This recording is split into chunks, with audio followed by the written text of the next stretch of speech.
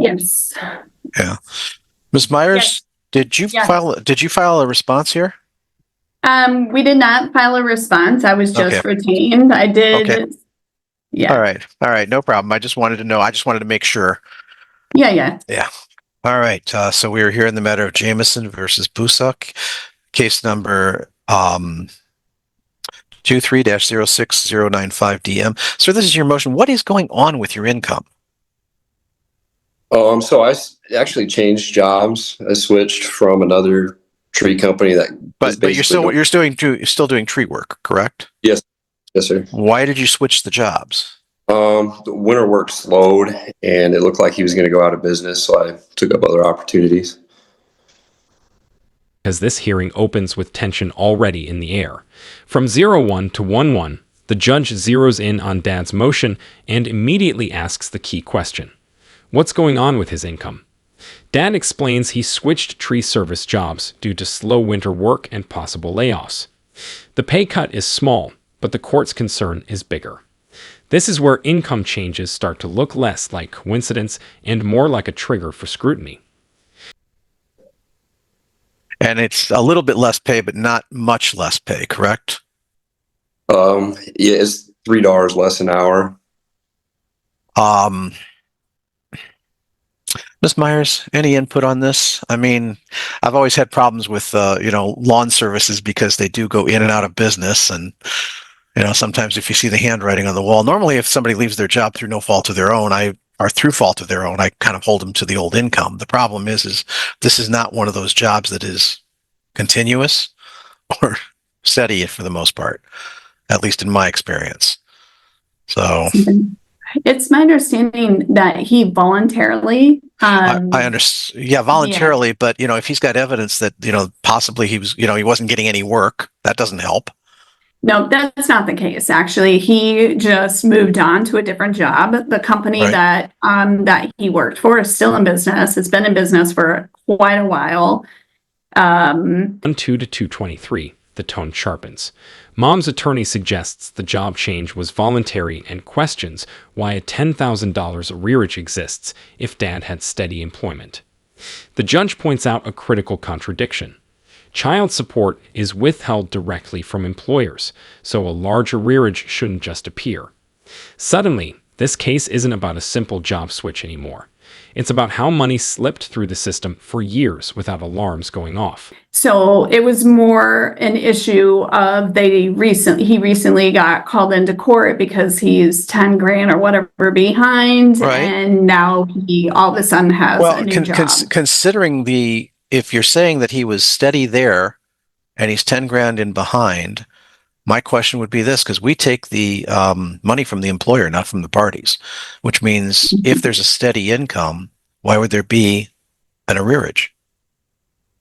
It's my understanding that there was an issue with the income withholding order, and my client did bring it to the attention, but just so the court also is aware, Mr. Jameson has been very vocal about the fact that my client would not get money. And there were some discussions between him and the employer. Right. Okay. I haven't seen an income withholding order at all even go out. You won't. The income withholding orders go only to the employer because of the information contained within them.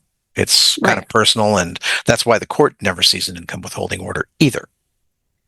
224 to 43, the court digs deeper. Dad claims he was warned of a 3-month layoff and began searching for work responsibly. The judge asks for proof, not promises. A text message could change everything. If the layoff warning is real, Dad's decision makes sense. If not, the court may treat his old income as still valid. This is the crossroads where documentation decides whether the court shows flexibility or clamps down hard. So we don't need it. This was just recently entered. That's why I'm trying to. Well, actually, it's been almost 2 years, correct? Correct. 2023. When was your? Yeah, 2023. It was fall of 2023. Sir, how long did you work at that place? I would say about 3 years. And in January, he told us that we were going to be laid off until March. And that's when I looked for another job. Do you have that in writing? Yeah, I can probably find a text from. Then I will need to see that. Yes, sir. And it's going to hinge on, because if he was told that they were going to be closing down for 3 months, that would give him no income, ma'am, and searching for another job would have been appropriate. But like I said, that's why my first question is, what's going on with your job? Yes, sir. So I expect you to get to me. And Ms. Myers, have you been on this case before? I have, Your Honor. Yeah, you have. So, sir, you have her contact information. I suggest you get her a copy of that text. We're going to set this for a settlement conference in the next 2 weeks to determine, that way I can look at it, Ms. Myers can look at it, we can sit down, and if there's a justification here, I'm willing to give some leeway. Because let's face it, in another 12 months, he can probably ask for a child support review one way or the other. But the idea is to make sure that we get that money flowing. From 4-4 to 6-4, the judge shifts focus to balance and fairness. Income withholding is finally active again, meaning payments should start flowing. Attention turns to mom's zero income status, justified by child care responsibilities for 4 young children. The judge acknowledges the prior agreement, but warns both sides. Guidelines have changed. A review could hurt either party. This is the calm before the storm, where both sides realize reopening the numbers is risky. So bottom line, sir, regardless, you need to contact the front of the court with your job change to inform them where to send the new income withholding order to, so you don't become more and more in arrears. And yeah, this week we did put in a withholding. Okay, to your new employer? Yes, sir. The first withholding came out this week. Good. In that case, then the money should start flowing, Ms. Myers, and then we'll find out if it's appropriate to adjust. Because I also had a question as to, I believe she was held at zero income. Why was that? Actually, I think she was imputed. She provides all the child care, Your Honor, so that Mr. Jamison, it's the way that their marriage was set up as well, so that Mr. Jamison can work. Right. So he can work anytime he wants, which is why I was also going to bring up the fact that he works significant amount of overtime as well. Understood. So there's that's why I'm questioning this. I'm not making this an automatic. Right, I understand. Thank you. Yeah, no, she was held at zero income. That's and also.